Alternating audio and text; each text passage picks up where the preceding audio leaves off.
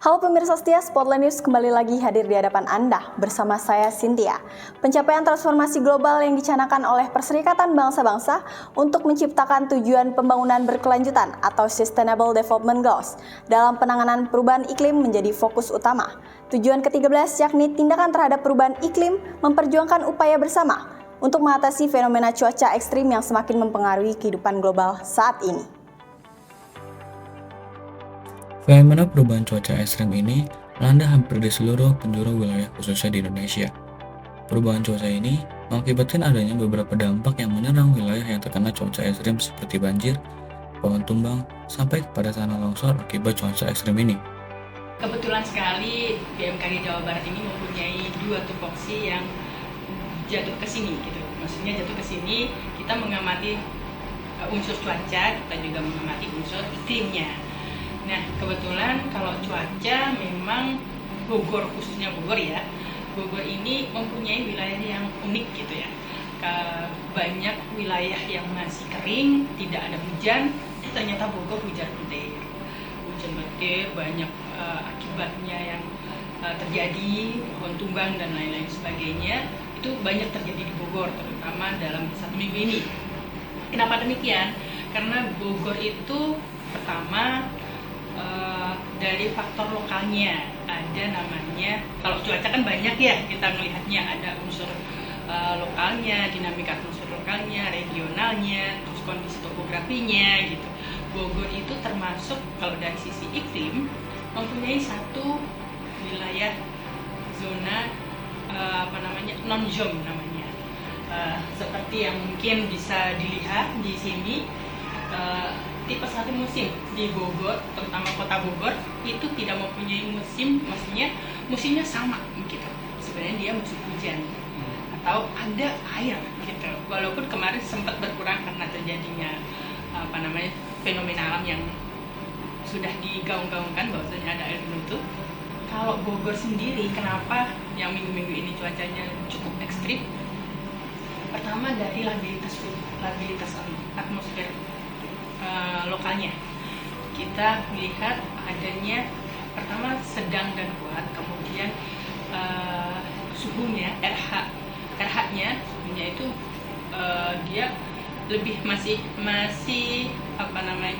cukup basah, sehingga apalagi kalau untuk paginya juga masih terjadinya terkena pantulan sinar matahari.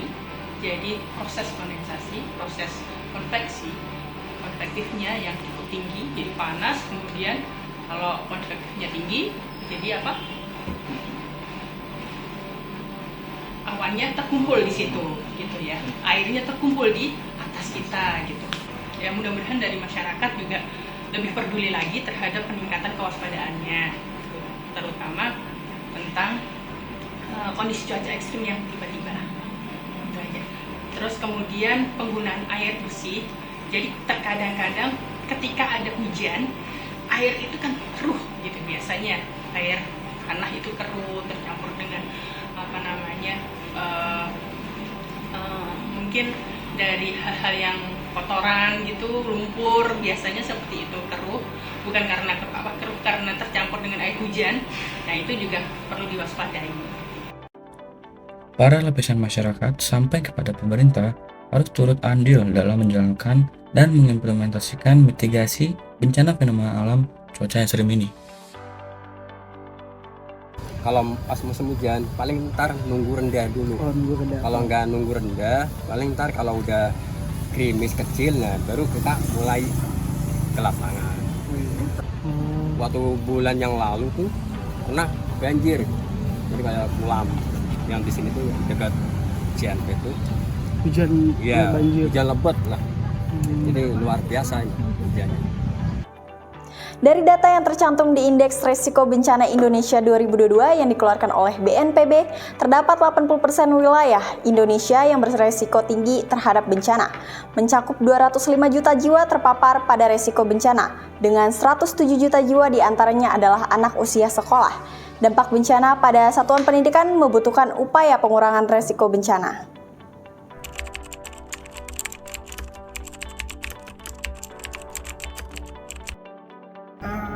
sebetulnya kami memiliki satu jalur yang mengarahkan anak-anak ketika ada bencana akan larinya kemana begitu. Nah, karena kami juga ada 3 lantai, maka kami siapkan katakanlah pintu-pintu di mana anak-anak bisa mencoba untuk lari ya, menjauh dari tempat-tempat yang kira-kira berbahaya, terutama yang berada di lantai 3 dan lantai 2 gitu. Nah, itu sudah sekian lama sebetulnya programnya disampaikan oleh sekolah beberapa kali, misalnya dalam upacara, dalam apel, bahkan dalam pengumuman ya melalui speaker oleh bagian kurikulum maupun kesiswaan sebetulnya, bahwa tempat-tempat tertentu itu ada tempat-tempat di mana anak-anak bisa menyelamatkan diri, sudah ada tanda panah-panahnya gitu ya. Nah, waktu itu memang kami cukup berkala memberitahukannya karena kebetulan beberapa kali terjadi gempa bumi yang berurutan gitu ya, katakanlah di beberapa daerah termasuk di Jawa Barat juga. Nah, mudah-mudahan sih tidak ada ya yang seperti itu lagi ya, yang sering terjadi gitu. Namun demikian, tanda-tanda tersebut masih tetap ada sampai dengan sekarang, sehingga anak pun bisa lihat untuk melewatinya, kapan mana tempat untuk turun gitu ya, arahnya kemana, pintu yang mana saja gitu sih. Keadaan ekstrim seperti ini yang jelas yang utama masuk ada kegiatan, ada bab tentang pola makan hidup sehat. Bagaimana dia si anak ini mempunyai daya tahan yang baik untuk persiapan cuaca yang ekstrim. Nah, untuk mitigasi bencana biasanya ada kita masukkan dalam bab tentang kebugaran juga, karena di situ ada bagaimana dia dengan sigap menyikapi suatu keadaan bencana darurat. Gitu. Biasanya kita dalam pembelajaran kurikulum Merdeka kita satukan pada kegiatan saya khususnya PJOK, biasanya saya terapkan saat diselipkan pada jam KBM secara teori. Biasanya saya masukkan seperti itu.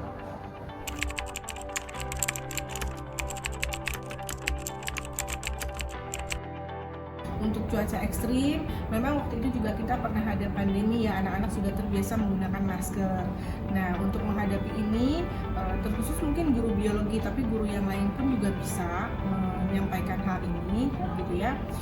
Misalnya saya, guru bahasa Inggris, saya juga seringkali, apalagi wali kelas ya, mengingatkan anak-anaknya agar tidak sering izin karena sakit, maka selaku wali kelas ataupun guru biasa pun bisa menyampaikan agar mereka senantiasa menjaga kesehatannya.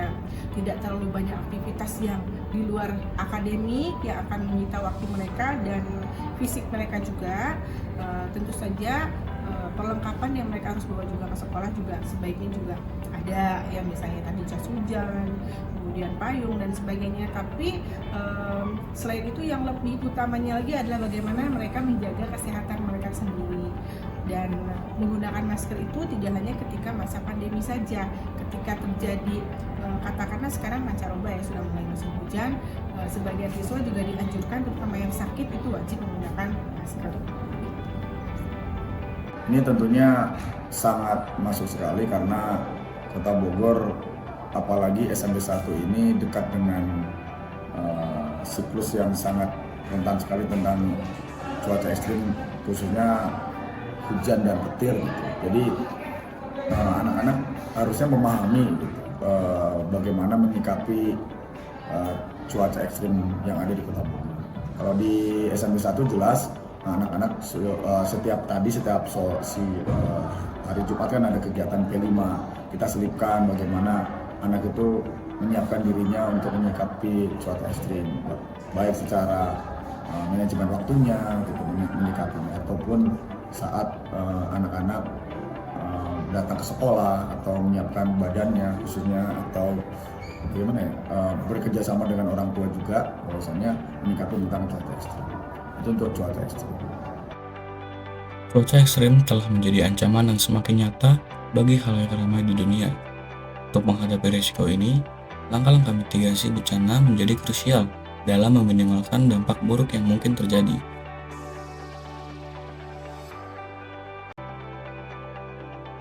Perjuangan mengatasi perubahan iklim dan cuaca ekstrim bukanlah tugas yang mudah, namun dengan komitmen global dan tindakan konkret, terwujudnya Sustainable Development Goals ke-13 bukanlah mimpi belaka, tapi sebuah harapan nyata bagi keberlanjutan bumi kita.